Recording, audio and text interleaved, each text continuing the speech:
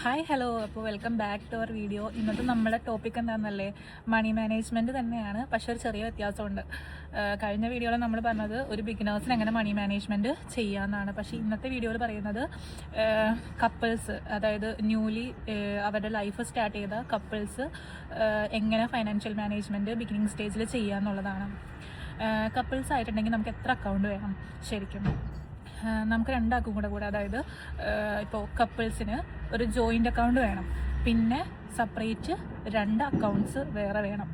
ഒന്ന് സെപ്പറേറ്റ് ഉള്ള ഒരു അക്കൗണ്ട്, അത് ഇപ്പോൾ ഹസ്ബൻഡിൻ്റെ ഒരു അക്കൗണ്ട് സേവിങ് ആണെങ്കിൽ ഒരു അക്കൗണ്ട് ഇൻവെസ്റ്റ്മെൻറ്റ്, അതുപോലെ തന്നെ വൈഫിൻ്റെ ഒരു അക്കൗണ്ട് സേവിങ് ആണെങ്കിൽ ഒരു അക്കൗണ്ട് ഇൻവെസ്റ്റ്മെൻറ്റ്.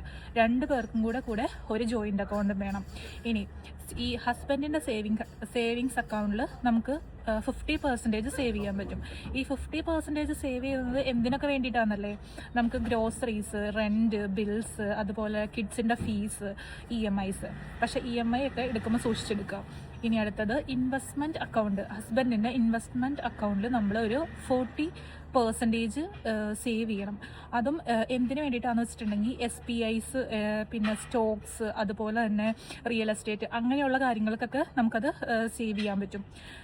ഇനി വൈഫിൻ്റെ സേവിങ്സ് അക്കൗണ്ടിൽ ഏകദേശം ഒരു 20% എങ്കിലും നമുക്ക് സേവ് ചെയ്യണം. അതെന്തിനു വേണ്ടിയിട്ടാണെന്ന് വെച്ചിട്ടുണ്ടെങ്കിൽ നമ്മൾ ഈ കുടുംബമൊക്കെ ആയിട്ട് ജീവിക്കുന്ന സമയത്ത് ട്രാവൽ പോകാനൊക്കെ ഇഷ്ടമായിരിക്കും. അപ്പോൾ ആ ഒരു സമയത്ത് ആ ഒരു എക്സ്പെൻസ് നോക്കാൻ വേണ്ടിയിട്ടും മിസ്ലേനിയസ് എക്സ്പെൻസ്, അതായത് നമുക്ക് നമ്മുടെ ആവശ്യങ്ങൾ കഴിഞ്ഞ് എക്സ്ട്രാ വരുന്ന എക്സ്പെൻസസ് നോക്കാനായിട്ടും നമുക്കത് എടുക്കാൻ പറ്റും.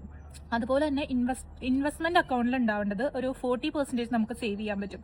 അത് മെയിനായിട്ട് നമുക്ക് ഗോൾഡ്, സിൽവർ, അല്ലെങ്കിൽ term insurance, health insurance, emergency fund, ഇതിനൊക്കെ വേണ്ടിയിട്ട് നമുക്ക് സേവ് ചെയ്ത് യൂസ് ചെയ്യാൻ പറ്റും. അതുപോലെ ഇനി കപ്പിൾ ജോയിൻ്റ് അക്കൗണ്ടിൽ 10% ഹസ്ബൻഡിൻ്റെ കയ്യിൽ നിന്നും 40% വൈഫിൻ്റെ കയ്യിൽ നിന്നും കൂട്ടിയിട്ട് ഒരു ജോയിൻ്റ് അക്കൗണ്ട് തുടങ്ങുമ്പോൾ നമ്മളത് എന്തിനു വേണ്ടിയിട്ടാണ് യൂസ് ചെയ്യുന്നത്? അതായത് അവർക്ക് വെക്കേഷൻ സ്പെൻഡ് ചെയ്യാനും, മൂവീസിന് പോകാനും, അതുപോലെ ഡേറ്റ്സിന് പോകാനും, പിന്നെ അത്യാവശ്യം വേണ്ട വാൺസ് ആയിട്ടുള്ള കാര്യങ്ങൾ യൂസ് ചെയ്യാനും നമുക്കത് പറ്റും. ഇതിന് പുറമെ നമ്മുടെ കയ്യിൽ എപ്പോഴും ലിക്വിഡ് മണി ആയിട്ട് കുറച്ച് സേവിങ്സ് ഉള്ളത് നല്ലതാണ്. കാരണം എപ്പോഴും നമുക്ക് നമ്മുടെ നെറ്റ്വർക്ക് കണക്ഷൻ വർക്ക് ആവണം എന്നില്ല. അപ്പോൾ അത് യൂസ് ചെയ്യാൻ പറ്റും, അത് ഹെൽപ്ഫുൾ ആയിരിക്കും. സോ ഇതൊക്കെയാണ് ഇന്നത്തെ ടിപ്സ്. ബൈ.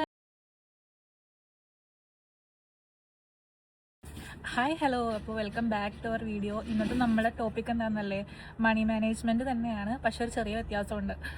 കഴിഞ്ഞ വീഡിയോയിൽ നമ്മൾ പറഞ്ഞത് ഒരു ബിഗിനേഴ്സിന് എങ്ങനെ മണി മാനേജ്മെൻറ്റ് ചെയ്യാമെന്നാണ്. പക്ഷേ ഇന്നത്തെ വീഡിയോയിൽ പറയുന്നത് കപ്പിൾസ്, അതായത് ന്യൂലി അവരുടെ ലൈഫ് സ്റ്റാർട്ട് ചെയ്ത കപ്പിൾസ് എങ്ങനെ ഫൈനാൻഷ്യൽ മാനേജ്മെൻറ്റ് ബിഗിനിങ് സ്റ്റേജിൽ ചെയ്യാമെന്നുള്ളതാണ്.